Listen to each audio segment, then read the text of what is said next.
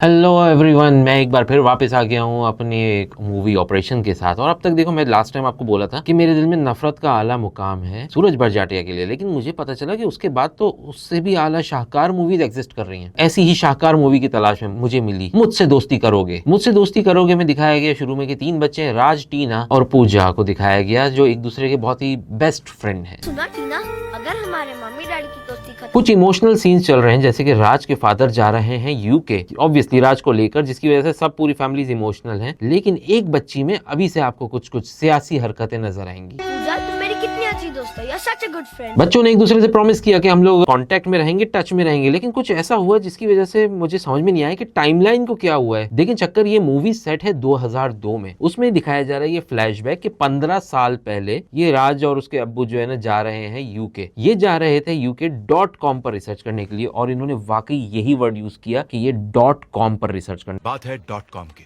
15 साल पहले जाने का मतलब है कि ये गए हैं 1987 में। जिस मोमेंट वो वहां पर लैंड हुए हैं, उसी दिन से राज ने वहां पर ईमेल पर इनसे कम्युनिकेशन शुरू की, ये पूजा से या टीना से, जो भी है। इसको थोड़ा मैं अनफोल्ड करूंगा। ये सब ब्रिटिश फैमिलीज हैं। लेकिन एक तो पहली बात ये कि 1987 में इंडिया में इंटरनेट ही इंट्रोड्यूस नहीं हुआ था, तो ये कैसे पॉसिबल है कि ये आपस में चैटिंग कर रहे हैं। और अगर इंटरनेट 1987 में इंडिया में इंट्रोड्यूस हो चुका था, तो रिसर्च किस चीज पे करनी थी? राज को लगता था कि वो टीना से ईमेल पर बातें कर रहा है, लेकिन एक्चुअली वो बातें कर रहा होता था पूजा से, क्योंकि पूजा वहां पर इम्पोस्टर का काम करती थी। आज भी जब भी मैं चर्च जाती हूँ, तुम्हारी धुन गुनगुनाती हूँ। 15 साल तक बातें चलती रहीं, लेकिन सिर्फ और सिर्फ ईमेल पर। मुझे समझ नहीं आ रहा है इन लोगों को क्यों ख्याल नहीं आया कि एक दफा फोन पर बात कर ली जाए, एक दफा पिक शेयर कर ली जाए। कभी कुछ नहीं हुआ। 15 साल मतलब आप इमेजिन करो, एक बंदा वो इतना हैंडसम है, वो ऋतिक रोशन है, उसे ग्रीक गॉड कहा जाता है, ठीक है। उसके आप सारे एप्स को गिन सकते हो, ठीक है। वो मैं नहीं हूँ, वो आप जैसा नहीं है, वो प्रॉपर ऋतिक रोशन है। वो कैसे इतना अनवांटेड हो गया कि वो यूके में 15 साल रहा और 15 साल में उसकी कोई गर्लफ्रेंड नहीं बनी? वो 15 साल पहले जिस बच्ची से बात कर रहा था, उसी बच्ची से बातें करता रहा, वो भी सिर्फ ईमेल पर। एक पिक्चर एक्सचेंज नहीं की। ऐसे ऋतिक रोशन होने का क्या फायदा आपके? Hey, you know something? मेरे पास तुम्हारी सिर्फ वो 15 साल पुरानी फोटोग्राफ है जिसमें तुम और पूजा हो। मतलब आप क्या इतने अनवांटेड हो, अनलवेबल हो कि आपको इंटरनेट पर ढूंढनी पड़ रही है लड़की? ये जो बोला जाता है ना, बहुत सारे लोग होते हैं वो क्या करते हैं कि इंटरनेट पर ना हर एक रैंडम लड़की को मैसेज कर रहे होते हैं, कभी अपनी पिक भेज रहे होते हैं, कभी नाजेबा पिक्स भेज रहे होते हैं। ये वो वाली हरकतें लग रही हैं मुझे। एक और हैरत की बात बताऊं, 1987 में राज के जाने के बाद पूजा जिस मॉनिटर पर बातें कर रही होती थी, 2002 में भी वही मोटा मॉनिटर यूज हो रहा था। क्या 2002 में अच्छी एलईडी इंट्रोड्यूस नहीं हुई थी? हो चुकी थी। ये वो परिवार है जो कि गए हैं .com पर रिसर्च करने के लिए, और ये इनके पास इतने पैसे नहीं है कि एक अच्छा मॉनिटर या अच्छी एलईडी, या उस टाइम पे एलसीडी होती थी, एलसीडी ले लेते। नहीं, ये वो मोटे टीवी पर बातें कर रहे थे। तस्वीर की किसे जरूरत है? मैं तो तुम्हें देखते पहचान जाऊंगा।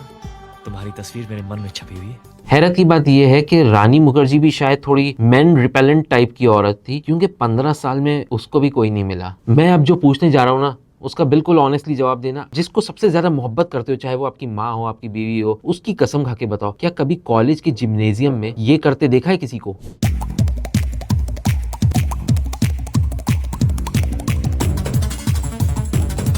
चलो इमेजिन कर लो कि कोई ये कॉलेज की जिम्नेजियम में कर रहा होगा ऐसी हरकतें, लेकिन फिर उसके बाद क्या होगा? सोचा है कभी? खिड़कियां तोड़ तोड़ के लोग देख रहे होते, टिकट लग जाते उसके ऊपर। क्या ये पॉसिबल है? खैर, ये बड़े होने के बाद इनके पता चला कि पूजा जो है वो है रानी मुखर्जी और टीना है करीना कपूर। वो वापस आ रहा है। राज की वापसी हो रही थी 15 साल के बाद। पूजा ने टीना से कहा कि तुम प्रिटेंड करो कि तुम लेटर लिख रही थी, लेकिन इसकी कोई एक्सप्लेनेशन नहीं दी कि ऐसा क्यों प्रिटेंड करना है। टीना, वो सिर्फ 2 हफ्ते के लिए आ रहा है, और सिर्फ 2 हफ्ते के लिए तुम्हें प्रिटेंड करना पड़ेगा कि वो सारे खत तुमने लिखे। बस, it's as simple as that. 15 साल बाद राज की वापसी हुई, फैमिलीज का वापस मिलन हुआ। लेकिन चलो, एक चीज तो अंडरस्टैंडेबल है कि जो बुढ़े लोग थे वो अपने दोस्तों को देख के खुश हो रहे हैं, उनके जज्बात जुड़े होते हैं। उस एज में ना दोस्त बनना भी मुश्किल होता है, आपको पुराने वालों की याद आती है। लेकिन ये जो बच्चे थे 15 साल पहले, 8-8 साल के होंगे, वो अब चलो 20s में आ गए, उनके इस दौरान कोई दोस्त नहीं बने। वो इतने खुश क्यों एक दूसरे को देखकर? Arjun uncle, how are you? कैसे हो बेटा? मैं कहता हूँ ना कि ये अनवांटेड और अनलवेबल बंदा था। ये उसी मोमेंट पर इसने टीना को देखा और वहीं इसके दिल में फीलिंग्स ने जन्म लिया। तुम ही टीना हो, राइट? मैं तो तुम्हें देखते पहचान जाऊंगा। उसने फौरन से रानी मुखर्जी को इग्नोर किया और फ्लर्ट करना शुरू कर दिया टीना से। टीना जवाब में उसको कहती मिस्टर अमेरिका, लेकिन वो तो यूके से आया था। तुम भी इतने बुरे नहीं हो मिस्टर अमेरिका। अमेरिका? टीना वैसे कोई कम हरामन नहीं थी, वो भी फुल तैयार वैयार होकर आई थी उस टाइम के लिए। पूजा इस पूरा टाइम हसरत भरी नजरों से ऋतिक रोशन को देखती रही लेकिन मैं तो लंदन से आया हूँ। और उसकी राल बहती रही। शायद वो रिग्रेट कर रही थी इस बात का कि क्यों टीना को कहा कि तुम प्रिटेंड करो। करीना कपूर, देखो हम लोग सब इस बात पे मुत्तफिक हैं कि करीना कपूर एक बहुत ही खूबसूरत और हसीन औरत है। वो बोलेगी ना तो उसको शाहरुख खान भी मिल जाएगा, वो बोलेगी उसको टॉम क्रूज मिल जाएगा, वो बोलेगी उसको ओबामा मिल जाएगा, लेकिन वो उस बंदे पे सेटल होने तैयार है जिसको 15 साल से कोई नहीं मिला, जो 15 साल यूके में रह के नल्ला रहा। अब आते हैं एक और वियर्ड चीज की तरफ। पूजा और टीना के कॉलेज में हो रहा है एक यूथ फेस्टिवल, लेकिन क्या आपने कभी किसी यूथ फेस्टिवल में ये होता देखा है? आज के लड़के एक अनजान लड़का जिसका इस कॉलेज से कोई ताल्लुक नहीं है, वो आकर यहाँ पर नाच रहा है सबके सामने। कॉलेज वालों ने उसे इजाजत भी दे दी है, वो आपके कॉलेज की लड़की के साथ आकर नाच रहा है और सब देख रहे हैं, सब लड़के चीयर कर रहे हैं। ऐसा कैसे पॉसिबल है?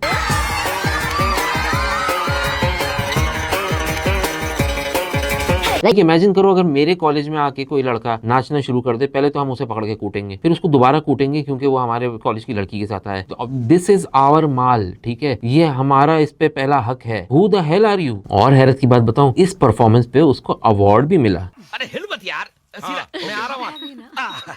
रिश्ता फाइनलाइज हुआ। टीना की शादी राज सही हो गई। एक और हैरत की बात बताऊं, ये सारी की सारी चीजें जो हो रही है ना, ये विद इन 2 वीक्स हुई हैं। पूजा यानी रानी मुखर्जी गोभी के पराठे बनाकर पहुंची हैं राज के ऑफिस में। कर रही हो? गोभी के पराठे। Oh God, मैं कह रहा था ना इसके लक्षण ठीक नहीं है, मेरा शक सही साबित हो रहा है। देखो डायन बिना 7 घर छोड़कर वार करती है, ये उस लड़की के फियांसे पर डोरे डाल रही है जो इसकी बहन जैसी है। इसलिए from now on in this video we are going to refer to Pooja as dayan. अब एक चर्च का सीन आया जिसमें राज जो है कोई गाना गा रहा था या म्यूजिक बजा रहा था या सीटी बजा रहा था और उसको पूजा ने कंटिन्यू किया, और जिससे राज को पता चल गया कि पूजा ही एक्चुअली वो है जो कि इंटरनेट पर ईमेल पर इससे बात करती थी, .com पर इससे बातें करती थी। मैं पूछता हूँ क्या जरूरत थी टीना को, वो ना बजाती सीटी, बेहतर नहीं होता क्या? कुछ है ना उसके दिल में, कोई ना कोई तो हरामीपन है उसके अंदर, लक्षण ठीक नहीं है। मैं कह रहा था डायन का जादू चल गया और राज को अब पूजा से प्यार हो गया। ये दोनों घर जा रहे थे कि यार जब सबको जाके बता देंगे कि देखो राज जो है ना वो अब इससे प्यार नहीं करता, ये मुझसे प्यार करता है, so he is going to marry me. लेकिन घर गए तो पता चला कि टीना के पिताजी की डेथ हो गई है, तो और वहाँ फ्यूनरल पे सिर्फ 5 लोग बैठे हुए था। तो इस वजह से ना डायन का प्लान जो था वो फ्लॉप होता हुआ नजर आ रहा था। डायन बहुत शदीद तपी हुई थी, वो उसके बस में नहीं था कि वो क्या कर ले। उसने ओल्ड स्कूल मेथड पे आ गई, उसने इग्नोर करना शुरू कर दिया राज को। पूजा कल तुम कहाँ थी पूजा?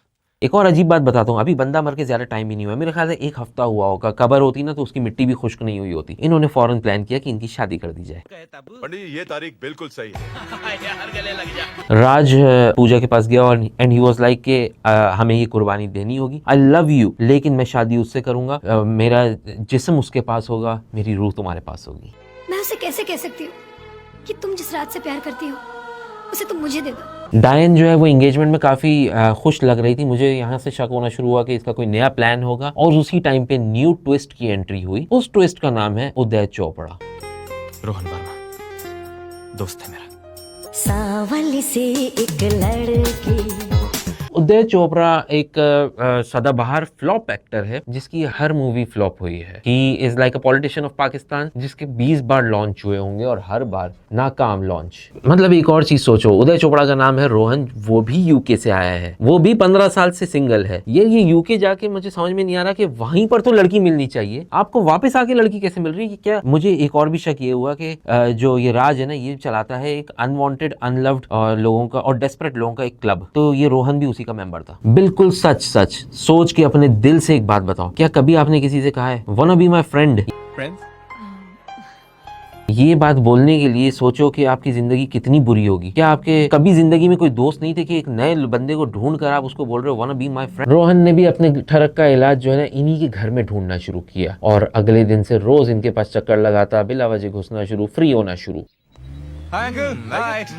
ओह हाय, क्या हाल है बेटा? Good hi everyone. अब मुझे डायन का एक नया प्लान नजर आ रहा है। उसको इस बंदे में एक पोटेंशियल नजर आया। उसने प्लान किया रोहन को यूज करने का और उसको अटेंशन देनी शुरू की। रोहन तुम बहुत अच्छे लड़के हो, ऑब्वियस रीजंस था, राज को जेलिस करना था। पूजा ने डिसाइड किया कि वो शादी करेगी जॉबलेस, होपलेस और होमलेस रोहन से, क्योंकि वो हर वक्त तो इनके घर के सामने ही खड़ा रहता था। अब मेरे सामने चीजें अनफोल्ड होना शुरू हो रही हैं। Rohan is actually plan B. अगर ये प्लान सही से काम करता है तो राज जेलिस होकर कोई ना कोई गलती करेगा। अगर प्लान काम नहीं करता तब भी Rohan is not a bad guy, UK से ही आया है ना, कोई बात नहीं, थोड़ा कम गुड लुकिंग, एक्चुअली बिल्कुल ही गुड लुकिंग नहीं है, गुजारा कर लेंगे, कम से कम बाहर तो रह जाएगी इसके साथ। टीना भी बुरी नहीं है। टीना ने राज के सामने कन्फेस किया कि मैं नहीं थी जो तुम्हें ईमेल लिखती थी, ईमेल ये लिखती थी।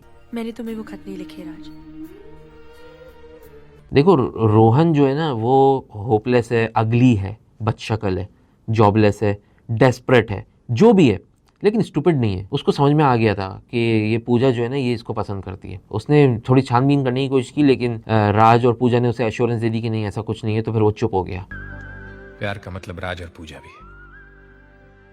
शादी का दिन आ गया फाइनली। पूजा बहुत टेंशन में थी, ऑब्वियस रीजंस आपको भी पता है, प्लान काम करेगा या नहीं करेगा, आखिर क्या होगा मेरा फ्यूचर। हमेशा अपनी मनमानी करता रहता।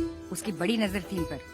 वो हमेशा मुझे कहता था जब मुझे कोई लड़की मिल जाएगी तो उसके कलाई के नाप से तुड़वाकर उसे पहनाऊंगा। राज से गलती से सिंदूर गिरा और वो गिरा भी पूजा की मांग में, और पूजा ने ऐसे एक्ट किया जैसे this is a sign from universe.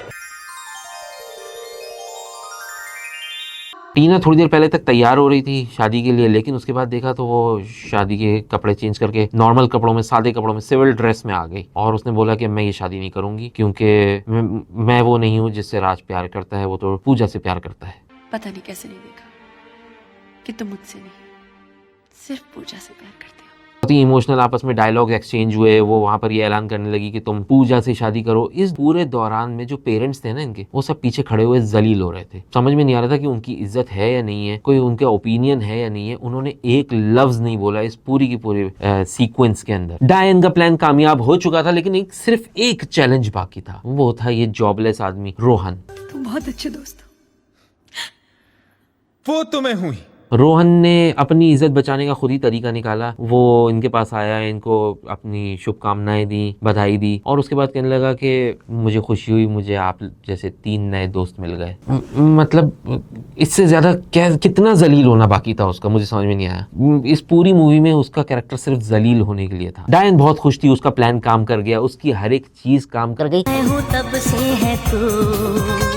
वो गोभी के पराठे, वो सेम बुक्स पढ़ना, वो म्यूजिक बजाना साथ में, वो बेमकसद नहीं था। हर चीज के पीछे एक प्लान था और वो सब कुछ काम कर गया। बहुत सारे लोग समझते हैं कि ये एक हैप्पी एंडिंग है, ऐसा नहीं है। आज आपको मैंने बता दिया इसमें जीत किसकी हुई है। Thank you so much for watching.